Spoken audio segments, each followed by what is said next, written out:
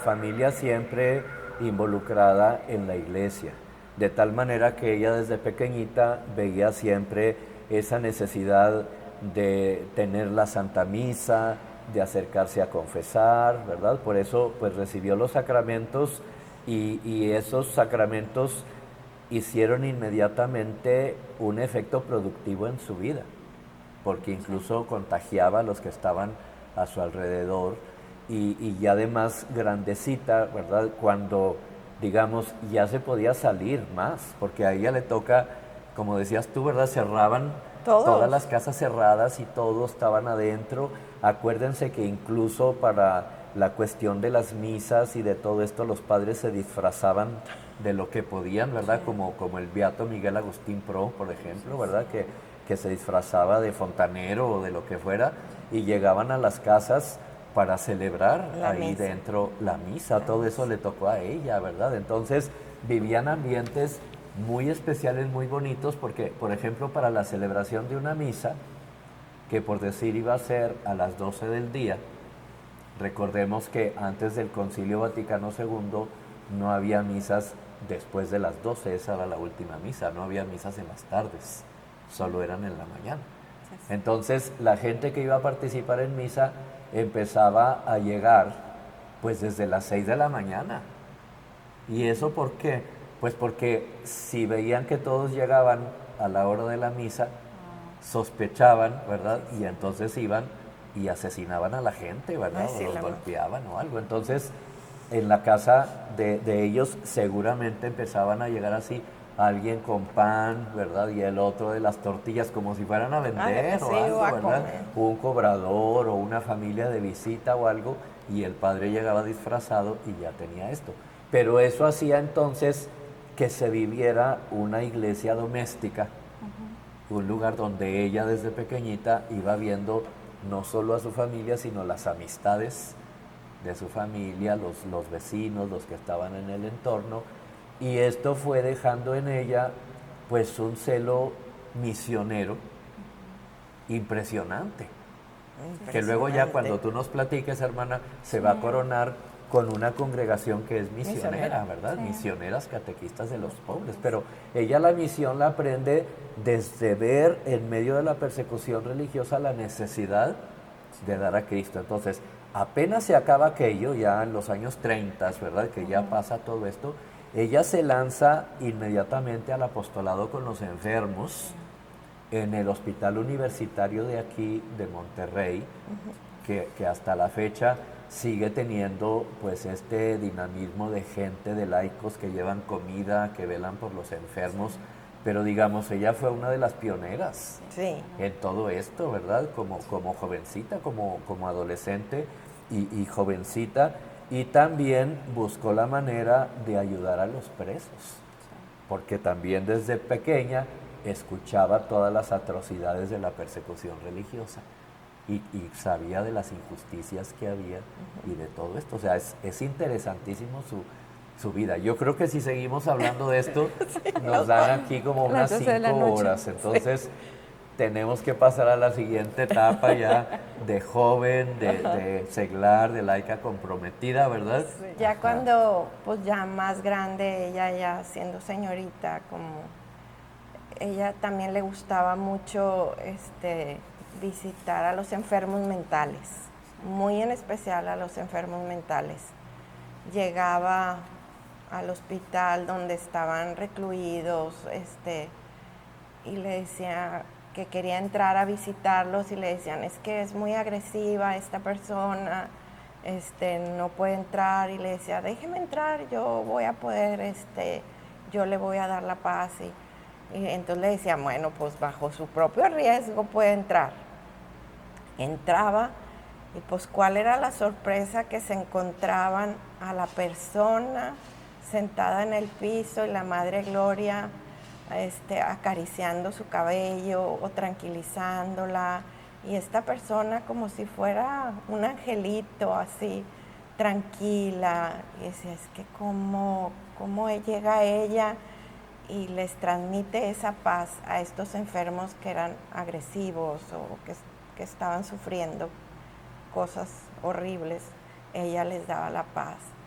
Y bueno, ella empezó a trabajar también aquí en Monterrey en una empacadora. Fue uno de sus trabajos y fue muy buena, le ofrecieron el puesto más alto a ella siendo mujer y siguió trabajando hasta que un día ella en el periódico ve que se vende una empacadora de mariscos en Ciudad Victoria. Y pues ahí como que le llamó la atención y dijo, yo quiero eso, porque es mi oportunidad de ayudar a los pescadores y a la gente que está ahí en Ciudad Victoria. Entonces, pues ella habla con su mamá y con sus hermanos de que se quiere ir a Ciudad Victoria a abrir esta empacadora que se ofrecía en venta. No sabemos ni cómo fue, ni cómo le hizo para comprar la empacadora y para que mi abuelita le diera el permiso de viajar sola e irse a vivir a otra ciudad, pues donde no conocía a nadie, o sea, siendo mujer, o sea, ir a empezar un trabajo ella sola. Y pues bueno, porque Dios así lo quiso, logró hacer eso, compró la empacadora y empezó a contratar a la gente, que eran los pescadores, gente que le ayudaba ahí en la empacadora. Y ella misma, a mí me llamaba mucho la atención, que ella tuvo que hacer cada uno de los trabajos de sus empleados para saber cuánto era el precio justo por pagarles. Entonces dijo, nada más haciéndolo yo, voy a saber cuál es el precio justo que yo tengo que pagar por ese trabajo. Y así fue. Ella abrió la empacadora de mariscos en 1941 y que le puso por nombre Productos Cruz de Oro. Ya estando en la empacadora, se empezó a dar cuenta que muchos de los empleados y los pescadores no conocían a Dios. Uh-huh. Entonces, ese fue su mayor reto, llevar a Dios a todas esas personas que conocieran al buen Dios, como ella le llamaba. Entonces se dedicó a catequizar a las personas mayores, a los señores, a las señoras, a los niños. Ella logró hacer que todos los matrimonios de sus empleados que estaban viviendo en unión libre se casaran. Hizo matrimonios masivos, juntó a todas las parejas, las preparó para que se casaran por la iglesia y luego preparar a los niños. Entonces ella le hablaba a mi abuelita y le decía, mándame rollos de tela blanca porque vamos a hacer aquí vestidos para niños de primera comunión o para las novias, o mándame mucha tela blanca porque aquí hay mucho que hacer. Y así fue. Ella fue madrina de muchas niñas de primera comunión, de muchos niños. Y luego ella preocupada porque ahí en Tamatán no había una iglesia donde estas personas escucharan la Santa Misa. Ella contrataba un camión que todos los domingos llevara a estas personas a la ciudad de Ciudad Victoria a que ellos escucharan la misa y luego tuvieran un tiempo de paseo en la plaza y así. Ya en la tarde el camión los regresaba otra vez a Tamatán. Esa fue una de sus labores. Otra de sus labores fue ver que empezó a visitar a los presos y que gente que estaba ahí en la cárcel, pues tampoco no tenía nada de Dios. Entonces ella quiso construir una iglesia donde los presos pudieran escuchar la misa, aunque fuera de lejos. Entonces vio que enfrente de la penitenciaría había un terreno. Se fue a buscar quién era el dueño del terreno, a investigar, y pues resulta que ese terreno lo querían para una escuela, era de gobierno y lo querían para una escuela y ella decía, no, es que ahí tiene que haber una iglesia y es que ahí... Y luchó mucho con estas personas hasta que las pudo convencer después de muchos tratos de que le vendieran ese terreno. Por fin le venden el terreno y ella construye ahí la iglesia que ahorita es la parroquia de San Isidro Labrador. Ella construye esta iglesita con la intención de que la puerta principal y el altar dieran frente a la puerta de la cárcel, del Cerezo. Y ponía bocinas para que el domingo que se oficiaba la misa, los presos escucharan, de perdido, pudieran escuchar la misa. Esta iglesia todavía está ahí, ahora es parroquia, ahí se conserva y sigue estando ahí enfrente de la cárcel. También ella, viendo que había mucha necesidad de niñas que se estaban descarriando, que se estaban yendo por el mal camino, pide a las madres del refugio fueran a Ciudad Victoria a fundar una casa para que ellas pudieran acoger a estas niñas y poderlas volver al camino del bien. Sí, y así fue. Se fueron las madres del refugio a Ciudad Victoria, pusieron una casa y ahí recibían y hospedaban a las niñas con problemas o que estaban descarriadas y así. Y bueno, esa fue otra de sus labores. Ayudaba siempre muchas cosas en la Acción Católica, siempre metida en cosas de Dios. Ella llegó a vivir a Ciudad Victoria, a casa de unas señoritas que se apellidaban Collado, que le dieron como una casa de asistencia. Estando ahí, les voy a contar una anécdota. Ahí que vivía con las señoritas Collado, pues eran señoritas. Enfrente vivía una pareja de un matrimonio que él siempre pues maltrataba a su esposa y la trataba mal y la golpeaba y entonces la madre Gloria la señorita Gloria en aquel entonces no podía ver esto. Entonces decía, voy a ir a hablar con Francisco porque no puede ser que trate así a fulanita y entonces le decían la señorita, no, Gloria, no te metas porque vas a salir tú también golpeada o algo y no queremos que te pase nada. Y me decía, no, a mí déjenme, yo voy a hablar con él. Pues bueno, fue y entró a hablar con este señor Francisco porque hay los testimonios y pues cuál fue la sorpresa de las señoritas que la madre Gloria salió con una canasta llena de fruta que Francisco le había regalado. Y desde ahí Francisco se convirtió y empezó a tratar bien a su esposa. Así hay tantos testimonios de este tipo en Ciudad Victoria que no nos alcanzaría el día para contarlos.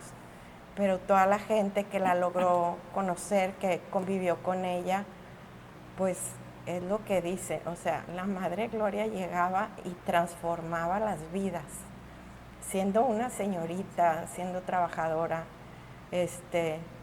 y bueno, después ya de varios años de tener la empacadora, se viene una devaluación del dólar muy importante porque ella, en aquellos años, el pescado que empacaban lo importaban a Estados Unidos. Que luego nos preguntamos de que cómo le haría para en aquellos años poder tener esos contactos con gente de Estados Unidos y hacer toda la logística para importar, para exportar el producto. Pero bueno, pues así lo hizo, pero se viene la devaluación, está muy importante y ya no le fue costeable mantener la empacadora. Entonces ella, pues yo me imagino que con el dolor de su corazón tuvo que cerrar la empacadora, indemnizando a cada uno de sus empleados como correspondía. Se regresa a vivir a Monterrey y bueno, pues ya estando acá en Monterrey, tiene la inquietud y le dice a su mamá que tiene la inquietud de entrar al convento. Para este entonces, pues la Madre Gloria ya tenía como 40 años, y ella se acerca aquí con las misioneras catequistas de los pobres. Y bueno, pues aquí la madre... De ahí sigue la historia, ¿verdad? Pero fíjense qué interesante es que este periodo de la empacadora fueron 10 años. Sí, sí, sí. Y cómo es que una persona santa involucra a muchísima gente para que la obra de Dios se extienda. Ajá. Porque si ella no hubiera estado en aquel entonces allá, simple y sencillamente, por ejemplo, una de las bodas comunitarias que ella tuvo, ¿verdad? O sea, no se hubiera realizado. Claro. Y esas familias pues no hubieran tenido la gracia de Dios de tener su sacramento del matrimonio, o los niños de primera comunión. Los niños que llevaba, ¿verdad? Y fíjense cómo les digo, involucran los santos a todo mundo, porque era la organización de todo, buscar el sacerdote que hiciera las presentaciones matrimoniales para todo aquello, ¿verdad? Las personas que iban a colaborar, los padrinos que le ayudaban, porque era, mándenme las telas, ¿verdad? Las telas. Pero a ver quién va a cooperar también, para ¿verdad? hacerlos. Para las telas, para las velitas que llevaban los niños, para todo, ¿verdad? Entonces, yo creo que Dios le multiplicaba, porque bueno, ella se las ingeniaba para poner todo, para darles todo y que no les faltara de nada en ese día, siempre dándose con alegría, dándose a los demás y contagiando a los demás, ¿verdad? Porque movía los corazones de todos los demás, ¿verdad? Pues pensemos, o sea, simple y sencillamente el chofer del camión que llevaría a esos niños, ¿verdad? Que tiene que haber sido tocado en su corazón por ella, ¿verdad? Y que le ha de haber dicho, ¿verdad? Pues usted no se va a quedar en el camión, bájese para que entre a misa, ¿verdad? O los detalles tan significativos como ese de decir que la puerta de la iglesia quede frente al penal, el altar, para que ellos de perdido puedan tener esto, ¿verdad? O sea, pionera en muchísimas cosas y un gran modelo de vida del laico, que ahorita el Papa Francisco en nuestros tiempos quiere que los laicos se involucren. Entonces fíjense cómo el fruto que va a dar ella en la vida religiosa y que ahorita la hermana Gaby nos va a platicar, viene, diríamos, cocinándose ya, ¿verdad? Desde que ella es una seglar que recuerda todo lo que vivió de niña y no lo mete así como en algo que se queda nada más lo lleva allá para ella, sino que ahí también la misma familia, ¿verdad?, que se asombraría y diría, ay, Gloria ya se metió en otro asunto, ¿verdad? Pero se metían todos con ella, ¿verdad? Se metían y metía a mi abuelita, porque mi abuelita, pobrecita de mi abuelita. Claro. Porque mi tía Gloria, aquí en Monterrey, a ella, bueno, y en Ciudad Victoria también hacía esto, iba mucho a las zonas rojas, a rescatar a las mujeres que estaban en la prostitución. Ella iba, convencía a las muchachas de que esa no era una buena vida y se las llevaba a mi abuelita a su casa, que ahí las cuidara un tiempo mientras les encontraba un trabajo digno. Entonces, pues mi abuelita ahí siempre tenía gente que la Madre Gloria le llevaba para que le ayudara. Claro, pero este es el dinamismo del laico y es lo que el Papa quiere, ¿verdad? Que habla ahora de una iglesia de puertas abiertas, que salga más allá, que vea por los descartados, por los necesitados. Y esta maravillosa mujer, llena de Dios, se adelanta al tiempo, al porque tiempo. estamos hablando de los años 40. Sí. Y ¿Verdad? bueno, sí, o sea, hacía muchas cosas así. Yo creo que su mayor labor fue siendo empresaria y laica. Ella quiso coronar su vida terminando como religiosa, pero su labor, su mayor labor misionera y de llevar a Dios a los demás, siento yo que fue siendo laica y empresaria, y con los empresarios, y se codeaba con todos los empresarios, y a todos yo creo que le sacaba para que la ayudaran. Sí. Exacto. Ajá, era pionera. Era Y pionera. ahora, pues, un modelo que se fije en los empresarios y empresarias, ¿verdad? Ahora sí, Ajá. la mujer está muy presente En el trabajo. ese medio y pues es la manera en que se puede llegar a hacer tanto bien a la gente, ¿verdad? Pero bueno, después de esta etapa viene ya, como dice Silvia, el coronar su vida con esa entrega perpetua al Señor. A ver, hermana Gaby. Sí, pues